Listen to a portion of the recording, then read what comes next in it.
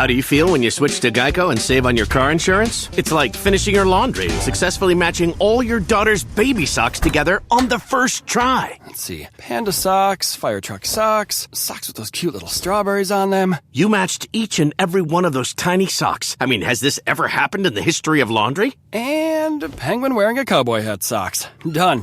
Enjoy the moment, Dad. You've earned it. Yep, switching and saving with Geico feels just like that. Get more with Geico. Quiet, please.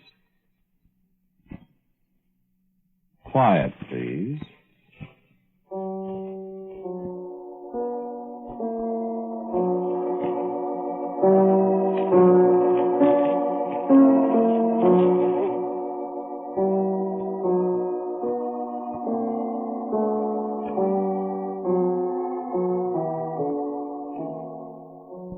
The American Broadcasting Company presents Quiet, Please, which is written and directed by Willis Cooper and which features Ernest Chappell. Quiet, Please for tonight is called Tanglefoot.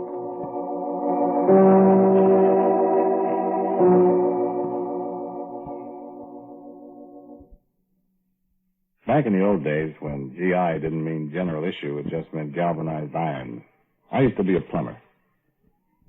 There are no cracks about leaving tools in the shop when you go out on a job.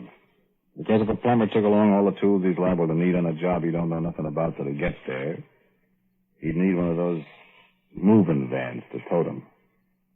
Just the same, what you can do with a 14-inch Stilson wrench and a mitt full of oakum, you'd be surprised at. This place where I work, well, you ever smell a plumbing shop? Well, I tell you what you smell. Oakum first thing, like creosote. That's what you start with. Linseed oil, that's in the red lead you use on the joints and stuff. You smell a hot lead where the kids melting down scrap lead into little pigs you can put in your bag. Galvanized iron.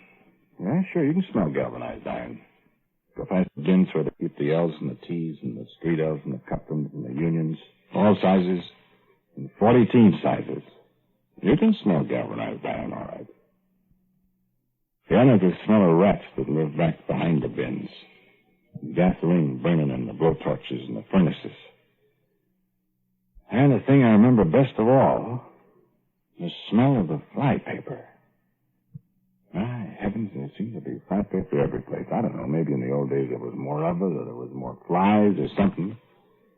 Seemed like every place you went, you run into flypaper. Remember that smell? Like varnish with sugar in it? Like taffy that's got spoiled? Kind of a fascinating smell in a sicky way. Think about it and you kind of think, yeah, no wonder the flies liked this smell and went for it. Smell? Sure, flies can smell. They got smellers that'll make a bloodhound jealous if you know it. And flies got lots of things. Yeah, you got a jillion eyes, 6 fancy legs, wings, and a trunk like an elephant. Only little there. Proboscis, they call it. Huh? Yeah, not the flies. They can't talk. Boy, how do you think that? I know a lot about flies. I'll tell you about it.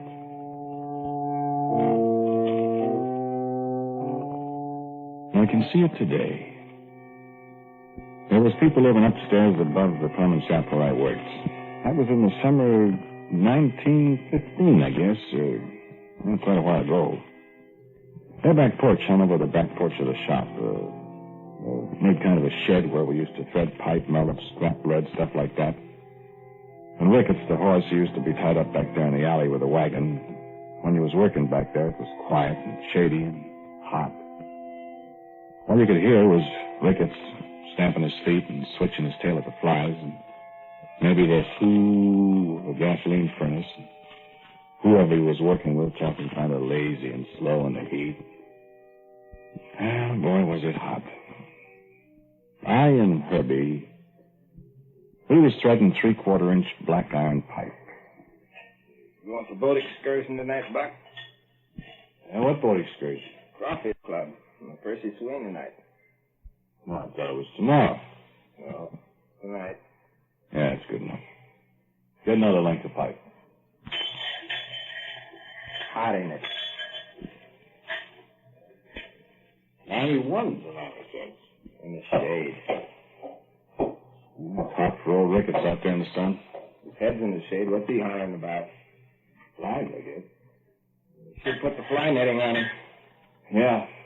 Look out, don't step in the fly paper. Fly paper every place. That Bert Kincaid, he's nuts about fly paper. Doggone stuff.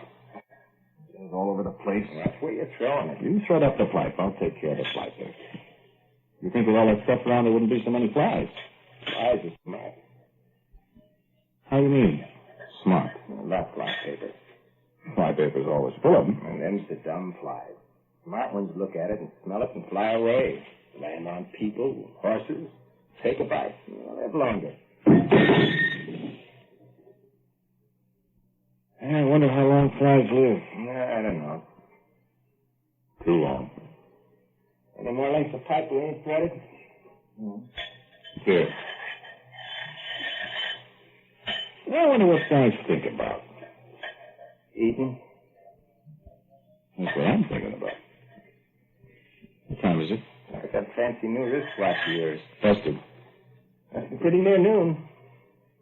Gonna go home, do you? You want to go with me? I wasn't hinting. Heck, you wasn't. Well, No flies on you, Buck. oh, wow. Mom makes some ice cream she left for me. Your mom home? No, she went up to Peoria's this morning. P.A. Bidner's got a sale or something. Well, I could stop at Rulin's and get some boiled ham or something. We could make sandwiches. Oh, we got some. Oh, I could get something, though, eating off you. Or... Nah. 12 o'clock. Let's go.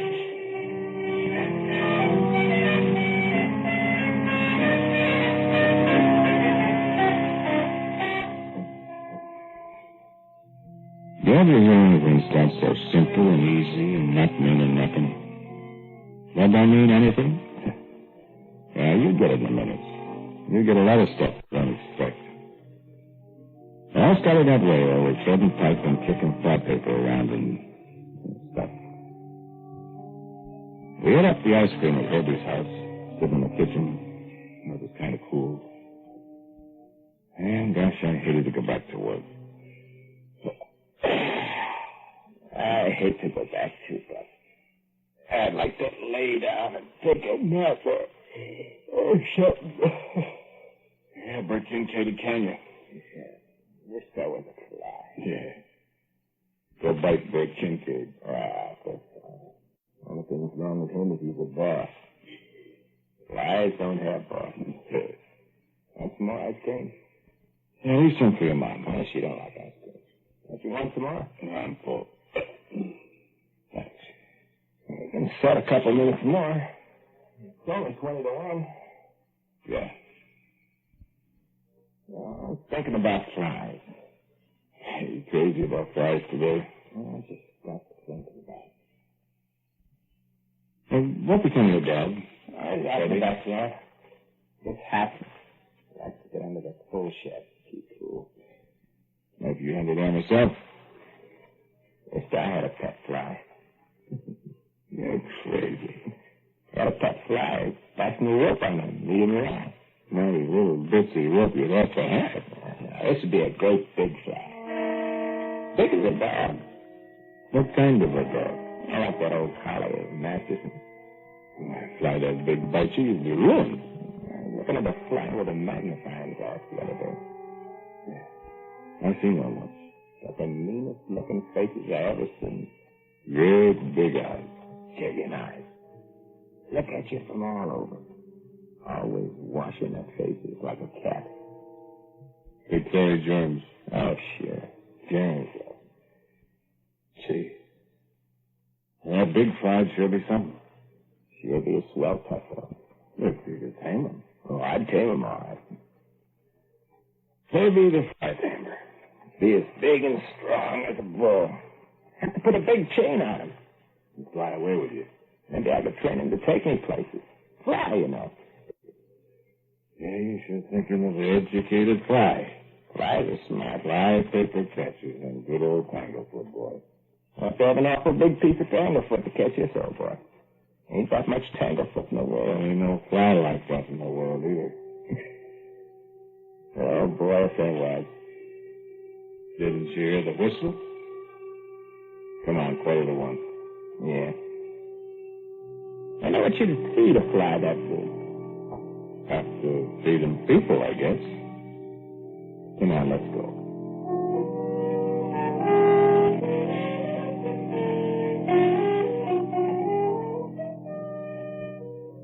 I remember it was pretty near 3-4 months later. It was just getting kind of the first days of fall, and people were starting to burn dry leaves along the curbstone. Herbie and me was fixing a hot water heater for Frank and Edith Gibbons, the telegraph operator. Live out there where Washington runs into Court Street. Kind of cool that day, I remember. Mrs. Gibbons, she was jawing at us because she said we were so slow. She wanted that hot water heater fixed right this minute. She wanted to take a bath before the chicken pie supper at Christian Church. She had to put the icing yet on 2 devil's food cakes, and would we please hurry up, she was all of a tizzy. Well, finally Henry come with the reducer tea we was waiting for. Mrs. Gibbons, she went out to the kitchen to look at the cakes, and don't go banging things around and make my cakes fall, she said. I said, yes, ma'am, for about the 40th time, and she shut the door. I laid down my ball-peen hammer. And I said, whew. Me too. Why can't women leave you alone? Well, I get the union after her. She thinks she knows so much about plumbing. No, at least it's cool. What's the matter? Yeah, I got my elbow in the flypaper. My heavens, what she still got flypaper around for? Here, let me do it. Oh, gotta take off the skin, too. Yeah, squirt me some gasoline on it. I got guck all over me. Ain't been any fly for 3 weeks. Any more gasoline. I know where there's a fly. Huh? I know where there's a fly. Well, why don't you swat him? Well, 2 reasons. First, I kind of like this fly. Like him? Raised him from a pup. Herbie. Raised a fly from a pup? Second thing is, you want to swap this fly, you better have a baseball bat. What? This here fly is 8 inches long. Huh? Hand me the red lead. How big? Maybe 9. Where you going? Miss Gibbons. What are you calling her for? Miss Gibbons, call up the asylum. Herbie Butterworth is seeing flies 9 inches long.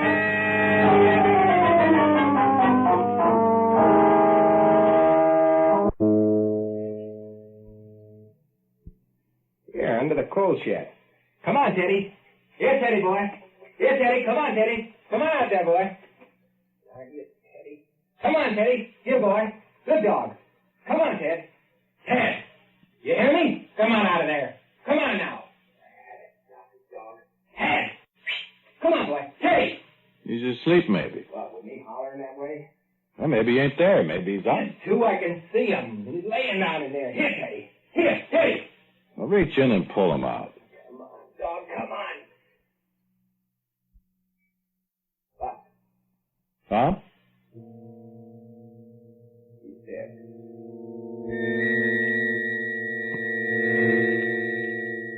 You ain't ever seen anything, I mean, that a fly killed. No, I don't mean kill by putting germs on him like that. I mean, well, murdered by a fly. This here fly is 8 inches long. Maybe 9. This here fly killed Teddy, that was Herbie Butterworth's dog, that was a hound dog that weighed 42 pounds on John April's scales the day before. This here fly, he just up and killed poor old Teddy. But maybe Teddy was scared to death by the fly first. Because nobody in the whole great big wide world ever seen a fly that was 8, 9 inches long. Nobody but first Herbie and then Teddy. And afterwards, me.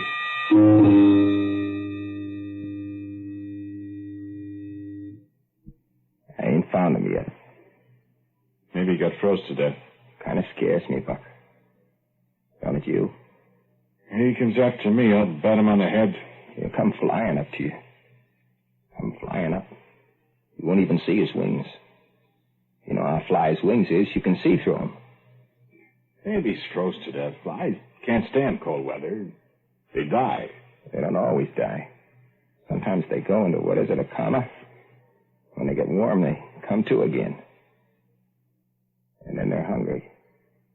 Well, I think he's dead. Because we ain't heard about anybody croaking, with a mystery. Not since Teddy... Hey, I can still see that dog. Try not thinking about Teddy.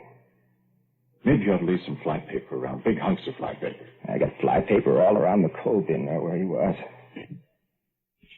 Heavy enough? It don't have to be so heavy. He lands on a hunk of Tanglefoot. It'll get all stuck to the hair. And hair on his legs. Flies got hair on their legs. Real hair? More like bristles, like spikes, kind of. He get fly paper stuck in his legs, his wings. He ain't gonna go skittering around much. Maybe he's dead. Sure hope not. Hope not? Well, I kind of liked him. Till he ate up Teddy. I'd be just as satisfied if I never get to see him. It must be quite a sight, though. Like looking at a fly through a magnifying glass. Sure glad he only got to be 8-9 inches long. Hate to lose him. I could put him in a circus or a sideshow or something. Make $1 jillion. Take him up to Chicago. People would come from miles around. To a zoo, just about. A museum like that one. Where is it, New York? Yeah, he was quite a thing. He used to eat mice. I went and caught mice and let him have them. I want to see what he'd do to a dead mouse. Oh, thank you kindly. I seen what he'd done to Teddy. How'd you get him so big, Herbie? Huh? Secret, Buck. And so? I bet if he'd lay an egg, the egg would be bigger. I mean, the pup would be bigger than he was. Fly egg. Bigger than a hen's egg it'd be. Bigger than maybe a turkey egg. Maybe he's dead. Yeah. He comes after me. I'm going to shoot him, my old 12. Ah, you couldn't hit a balloon with a bull fiddle. You hit him all right. Hello, Louise. How'd you do? Hey, who's that, Buck? I don't know. Just moved to town from someplace in Ohio, Iowa, someplace. Louise. Louise McKinney, something like that. Where'd you know her? Met her at Empire Hall, that dance the other night. What dance? Social Athletic Club? Uh-huh. Well, night. See you at the shop in the morning. So long. It's cold, ain't it? Yeah, gonna snow. Feels like snow. More busted water pipes. Yeah. Well, so long, Buck. Say, at Louise, what's your name? That's something, ain't it? Yeah, I feel like that there type. I like it. Say, Herbie. What? Listen. What? Listen, that great big fly of yours. Yeah? On the level now. Is there a great big fly? Huh? Couldn't you just be... Well, I just thought about it all of a sudden. I never seen this here fly. You mean you think I'm just fooling? I was wondering. I was just making it up. Was you? No. I wasn't making it up. I just wondered. Listen, Buck. I never made that up. Listen, I wished I was. I wish I'd never started making flies grow big. I ought to have stopped when I got one this big. I don't know whether to believe you or not. Listen, Buck, when I think what that there fly... Remember way back last summer when we first talked about it? You said, what would you feed a great big fly? Yeah. Remember what you said? What? You said people. People, you said. That's what you'd feed them. Oh, yeah. Listen, Buck, he already had a dog. That we know about. What if he ain't dead by now and all is cold, he must be... Must be what? Hungry.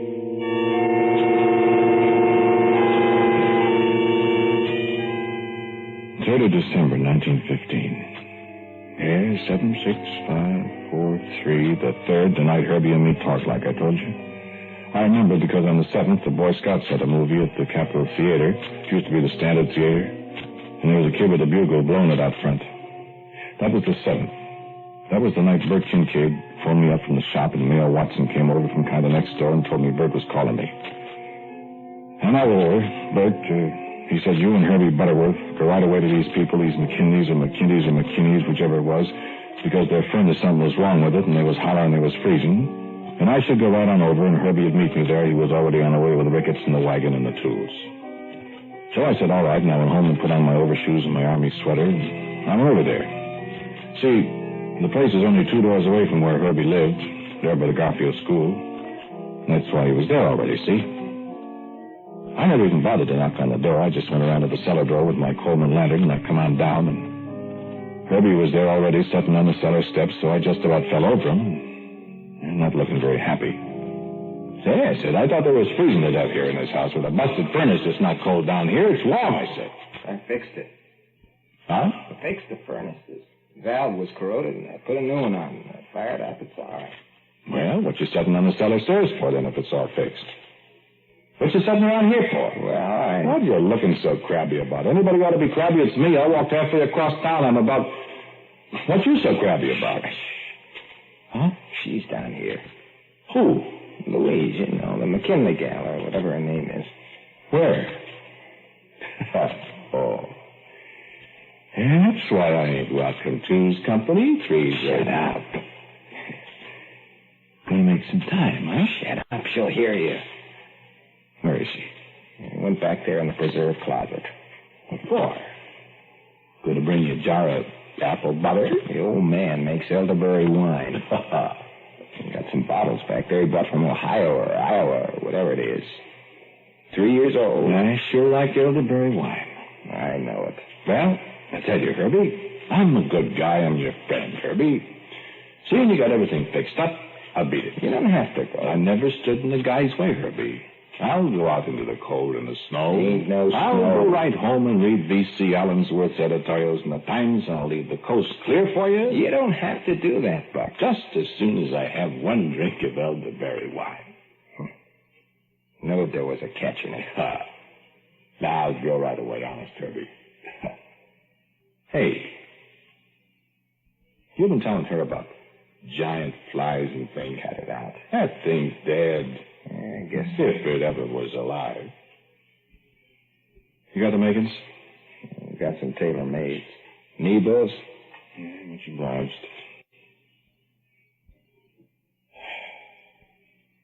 Ain't you smoking? Nah.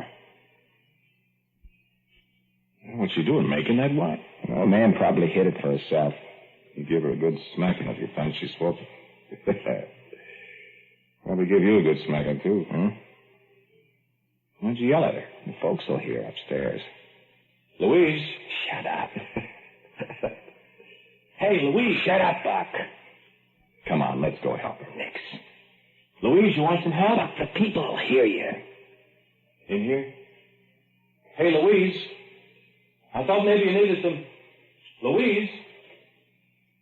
Louise? Buck, what's that? Herbie. What's the matter, Buck? Buck, what's that? Louise!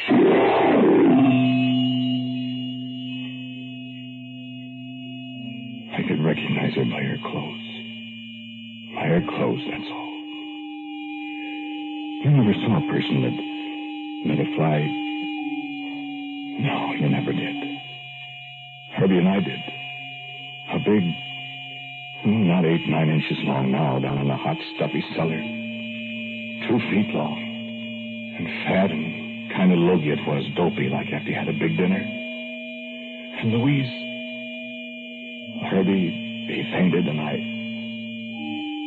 Back there by the furnace pipes, I could see them eyes, the Chilean eyes, and that trunk like elephant. It kind of buzzed and wiggled its eyes at me and rubbed its face with its paws like a cat washing its face after dinner. And I tried to holler, but all I could hear was this buzzing, that's all. And then it kind of stumbled out from the pipes, and it jumped, and it come right past my face, and it flew kind of sagging, kind of out of the corner of my eye. I seen it. It flew right out into the furnace room, and the furnace door was open, and the fire...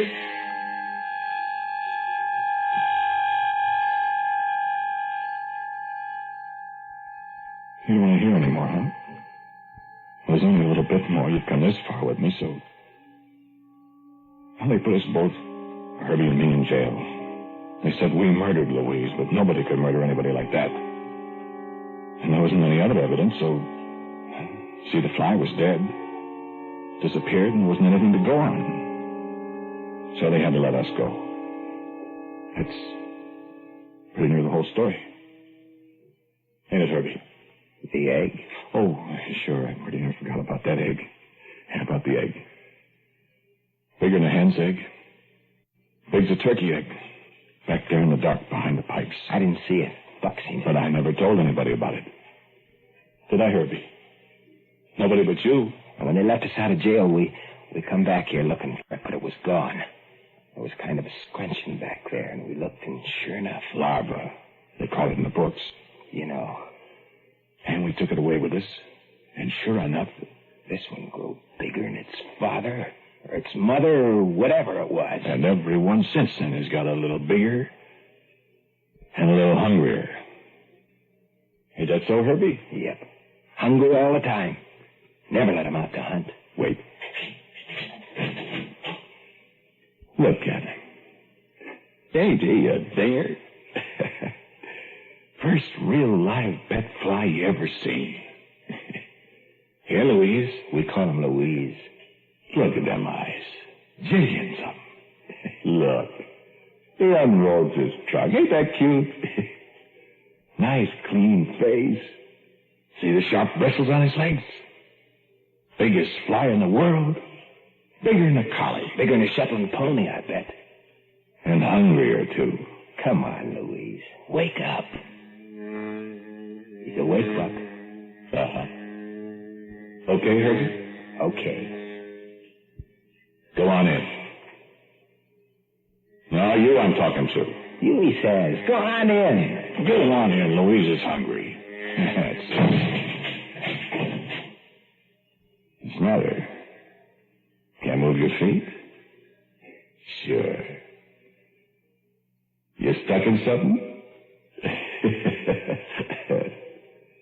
Used to call that stuff fly paper. We got a different name for it now. Yeah, no use trying to get loose. You're stuck for good. And Louise is hungry. Only hurt a minute, that's all. Careful, Louise, honey. Don't get your feet stuck in the man paper.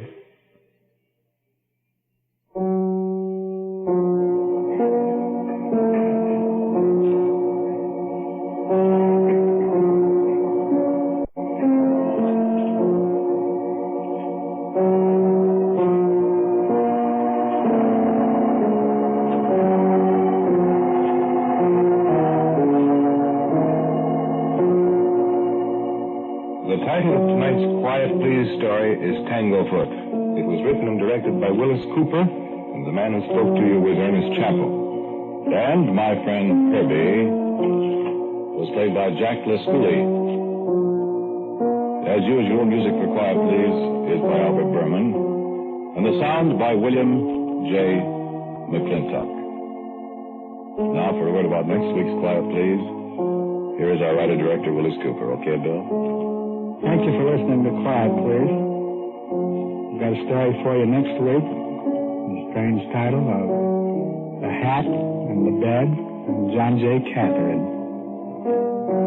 The Hat and the Bed and John J. Catherine. Next week. So till next week at the same time, I am quietly yours, Ernest Chappell.